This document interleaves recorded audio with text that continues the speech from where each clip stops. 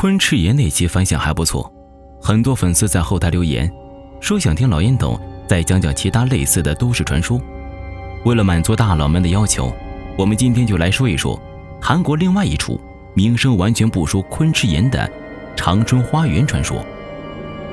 韩国长春花园位于中清北道滴川市，是一栋荒废已久的3层楼建筑，外墙铺设的是肉粉色的瓷砖，在多年风雨的冲刷下显得斑驳破旧。花园的正门口外堆满许多垃圾，臭气逼人，整栋建筑废旧阴森，俨然已经荒废。这栋建筑的前身是一家当地知名的烤肉餐厅，当时餐厅的老板是一对夫妇，夫妻俩一面照顾女儿的生活，一面打理着餐厅的生意，一家也算美满和乐。未曾想到，意外却比明天来得更快。在接手餐厅不久后，女儿就遇到了事故，不幸变成了植物人，在医院撑了4年后，还是离开了人世了。这对夫妇沉浸在悲伤中，长期摆脱不了阴影。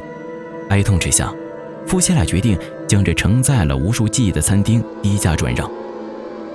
不料，就在他们前往中介所的路上，突然被一台货车冲撞，妻子和员工当场死亡，丈夫也受了重伤。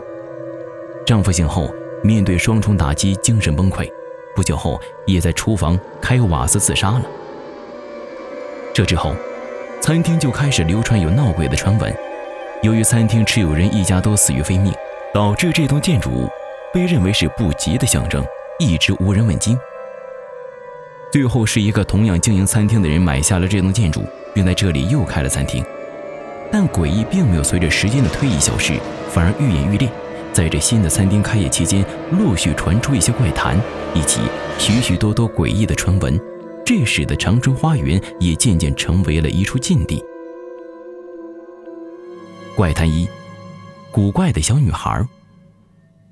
有司机表示，他们一靠近这栋建筑，就会感到阵阵阴气，并会听到哀伤的低鸣声，最后十有八九会发生车祸，并且这些事故的始作俑者都是一个从未见过的古怪小女孩。他们表示，当开车经过这附近时，曾看到一名小女孩突然冲出来，使他们不得不急踩刹车。而当他们转头一看，这名小女孩又突然消失了。随后车子的后方会出现2个身形奇怪的女人，四肢着地，不停地追逐着司机。车子在狂奔不久后就会突然失灵，或者是意外打滑发生事故。除此之外，长春花园也发生过鬼故事中常出现的鬼打墙。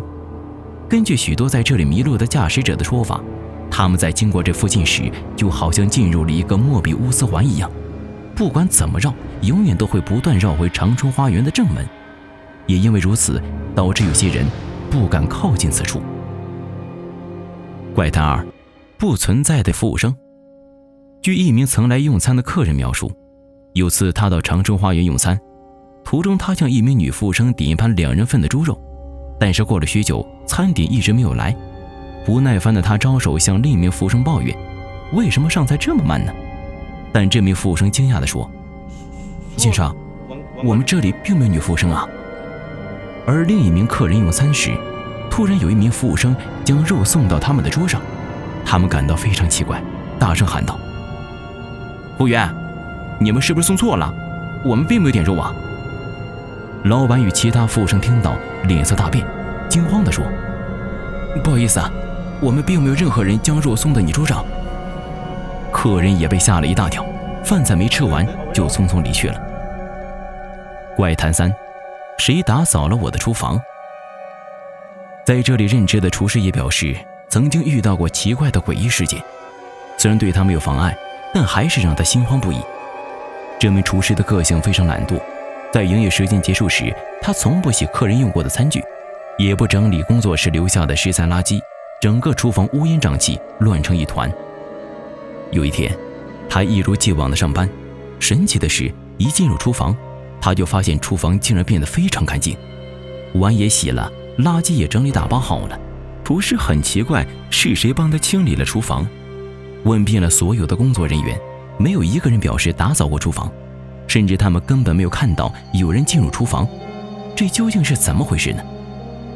此外，也有客人表示，感觉在自己用餐的时候，有小孩突然从后面敲自己的后脑勺，但是转过头去却发现没有任何影子，或者是吃着餐点的时候，食物突然变少消失了等等。由于各种传闻不断的出现，餐厅变得门可罗雀，只好关门大吉，再次转手了。随后，一名牧师买下了长春花园，但他却不做任何装潢，继续让长春花园维持废墟的样子。自此，长春花园成为了韩国最有名的凶宅之一，吸引了许多冒险者前往探险。不知道是不是因为心理暗示的影响，前往里面探险的人很大一部分都因为身体不舒服，忍受不了里面阴森压抑的气息而走了出来，在回去之后也往往会大病一场。几经辗转，长春花园最终被一对首尔来的夫妇接手了过去，他们将这里彻底改建一番，1楼作为咖啡厅，2楼改建成佛堂。奇怪的是，在这之后，这里再也没有发生过任何诡异的传闻了。更因为之前的名气，反而每年都吸引许多人慕名而来。1楼的咖啡厅生意异常火爆，也不知道之前所谓的灵异传闻是否是商家的宣传手段呢？毕竟之前有关长春花园的灵异传闻大多都是在网络上流传的，那些所谓经历了灵异事件的司机和客人更是无从找起，缺乏可信度。对此，你是怎么看的呢？